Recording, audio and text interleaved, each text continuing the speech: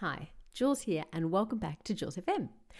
I was thinking the other day that it's been some time since I gave you a little weekly win or recap. So what better time than now to actually fill you in on what's been going on? I think it would be fair for some of you to have assumed that I had forgotten about my voiceover journey, but that is not the case. Where I'm at though, I am genuinely pretty excited about because I feel like I have made so much progress since I started and just keep working and improving and building on that every day.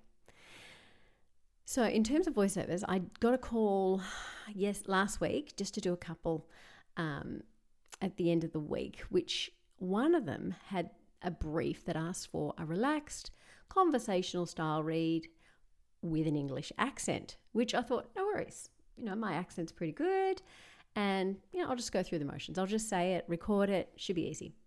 So a couple of practice runs through just to make sure I was comfortable with all the pronunciation and the timing of the read.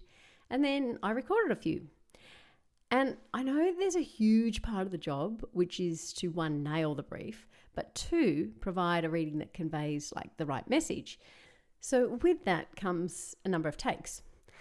I recorded it maybe 4 or 5 times, liked the first paragraph in one read, paragraph 2 in another, etc. So there were bits and pieces, but I kind of didn't feel like I had nailed a whole read. And also, because it's been a little while since I did the English accent, occasionally on certain words, the accent might have dropped out. And only in some of the reads, but I could pick those up in others. I could easily cut and paste it, I thought.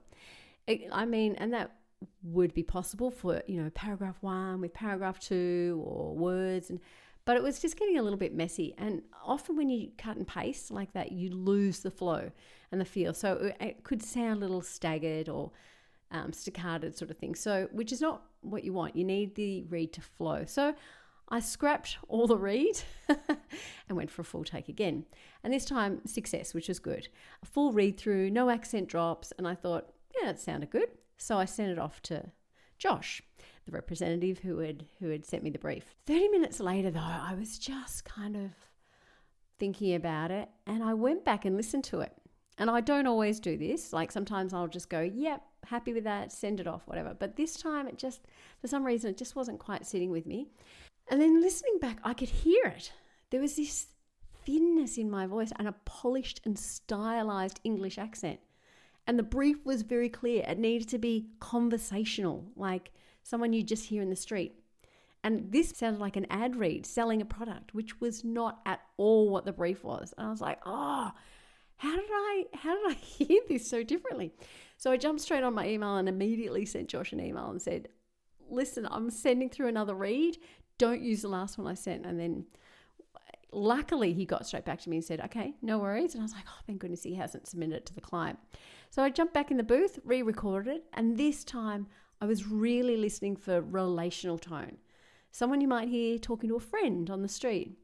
And what this looked like for me is that I had to lower my tone. So I realized the first one was quite high, which sounded really polished. And I was talking up here rather than actually where I needed to be because that sounded really stylized. So I lowered my tone and I added in some ad-lib words that I knew that I could cut out later. So I was like, right, so, I'm actually talking to a friend and yeah, it's been great. So, I don't know what that looks like. But see how, I just had some other ers and ahs and yeah.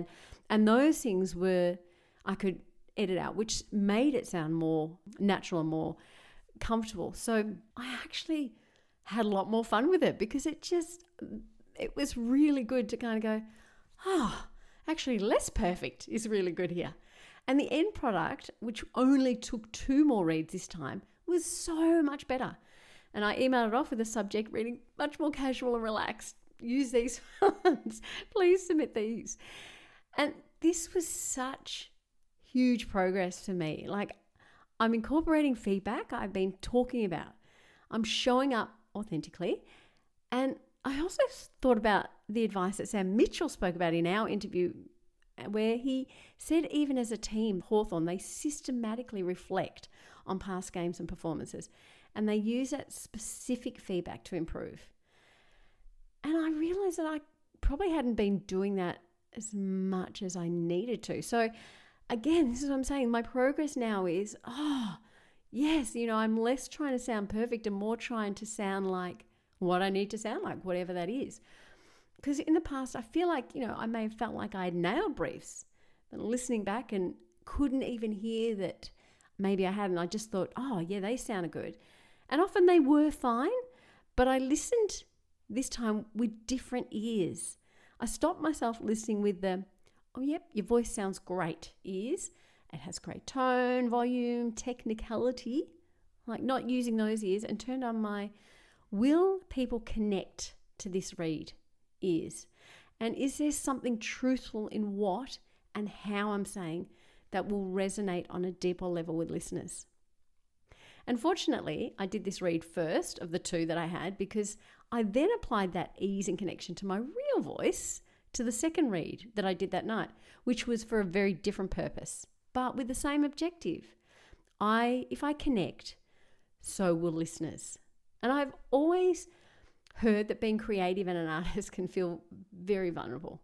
And I conceptually completely understand that, because I would hear people say, if you let others in when you share your art, whether it be singing, drawing, dancing, any creative expression, when you do that, you actually allow people to see part of you, I think, like who you truly are, your real expression. But I haven't really had a great deal of experience with that level of sharing, if I'm really honest. I've kind of always kept it separate and almost like more performance-based maybe.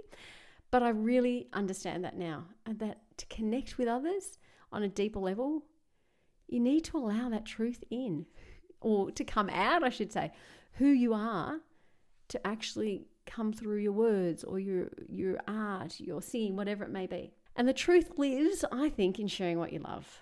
So here's to courage and seeing where that takes me. And a big pat on my back for actually making changes and shifting how I turn up. Thank you for listening and sharing this journey with me. I love having you come along with me, and I really appreciate your time. Hopefully you too are finding ways to be brave and connect with your passions and gifts. Don't forget to hit follow on your favorite podcast platform and share this with anyone looking for more connection in their life. And if you want to hear more about using feedback, check out the conversation with Sam Mitchell, Hawthorn head coach.